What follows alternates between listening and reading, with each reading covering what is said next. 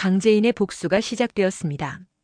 도대체 어떻게 이렇게 완벽하게 감춘 거짓말이 지금까지 들키지 않았던 걸까요? 황기찬과 강세리 두 사람은 모든 걸 손에 쥔 듯 웃고 있었는데요. 바로 그 순간 강재인은 그들의 가장 치명적인 비밀을 붙잡아 버렸습니다. 강재인은 한동안 기억을 잃은 사람처럼 행동했었는데요.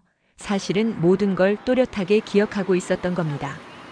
그녀의 눈에는 여전히 불타는 분노가 남아 있었고 가슴 속에는 김도희를 죽음으로 몰아넣은 진짜 범인에 대한 진실이 깊게 새겨져 있었지요.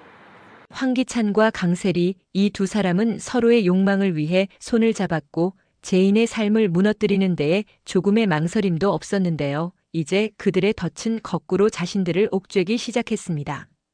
강재인은 스스로 약한 척, 무너진 척하면서 그들의 눈을 속였습니다.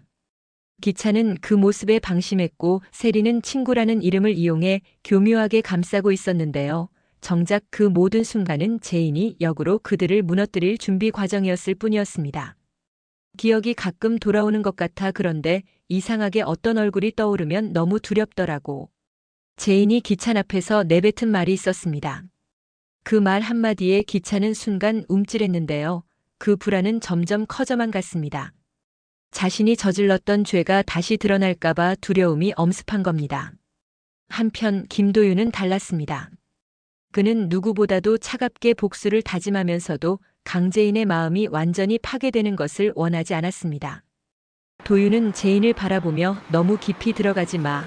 네가 네 자신을 잃을 수도 있어 하고 말했는데요. 그 말 속에는 그녀가 복수의 불길에 휩쓸려 다시는 돌아오지 못할까 두려운 마음이 담겨 있었습니다.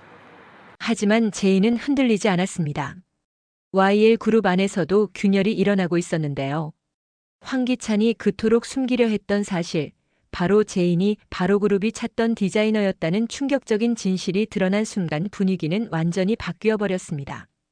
기찬은 얼굴이 굳어졌고 세리는 말문을 잃은 듯 멍해졌습니다. 그들의 눈에는 이제 두려움이 스쳐 지나갔는데요. 설마 그게 네 거였다고. 기찬은 그렇게 중얼거렸습니다. 하지만 재인의 눈빛은 단호했습니다. 그녀는 마침내 주도권을 완전히 되찾았던 겁니다. 이때부터 본격적인 심리전이 시작됐습니다. 강세리는 불안에 휩싸였는데요. 그녀는 기찬에게 우리가 잘못한 건 아무도 모를 거야. 그러니까 절대 흔들리지 마라고 다그쳤습니다. 하지만 사실 그녀 역시 두려웠습니다. 재인의 눈빛 속에 담긴 결연함은 곧 자신을 향한 복수의 칼날로 다가올 것을 예고하고 있었으니까요. 재인의 복수는 단순한 응징이 아니었습니다. 그녀는 기찬과 세리의 관계를 교묘하게 흔들기 시작했습니다. 세리에게는 기찬이 내 뒤에서 다른 사람을 생각하고 있다더라는 말을 흘렸고 기찬에게는 세리가 널 완전히 믿지 않는다더라는 암시를 던졌습니다. 이렇게 서로의 신뢰를 조금씩 무너뜨리면서 그들이 스스로 균열을 내도록 유도했던 겁니다. 한편 기찬의 어머니 노숙자는 여전히 자신의 아들을 지키려 애쓰고 있었는데요. 그녀는 재인을 향해 차갑게 말했습니다. 넌 내 아들을 절대 무너뜨릴 수 없어. 내가 아무리 발버둥 쳐도 결국 이 집은 내 아들의 것이야. 하지만 속으로는 불안했습니다. 재인의 행보가 점점 예상할 수 없는 방향으로 흘러가고 있었고 아들의 비밀이 세상에 드러나는 건 시간 문제처럼 보였으니까요. 이 와중에 또 하나의 변수가 나타났습니다. 강재인의 남동생 강승우가 우연히 사건의 단서를 붙잡게 된 겁니다. 그는 직접 묻지 못했지만 점점 진실에 다가가고 있었고 이는 또 다른 긴장감을 만들어냈습니다. 만약 승우가 모든 걸 알게 된다면 재인의 복수는 새로운 국면을 맞을 수밖에 없었기 때문이죠. 재인은 이제 선택의 기로에 서 있었습니다. 단순히 복수를 넘어 이 싸움의 끝에서 자신이 어떤 삶을 살고 싶은지 스스로 물어야 했습니다. 도윤은 옆에서 조용히 지켜보며 말했습니다.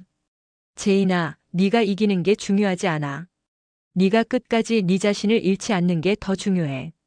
그 말은 재인의 마음을 잠시 흔들리게 만들었지만 그녀의 눈빛은 여전히 결연했습니다. 그러던 어느 날 재인은 예상치 못한 소식을 듣게 됐습니다. 황기찬이 은밀히 무언가를 감추고 있다는 사실이었는데요. 그것은 단순한 비밀이 아니었습니다. 기찬이 감추고 있는 것은 재인이 전혀 알지 못했던 또 다른 사건과 연결되어 있었던 겁니다. 이 반전은 앞으로의 전개를 더욱 뒤흔들 수밖에 없었습니다. 여전히 풀리지 않은 의문이 남아 있습니다.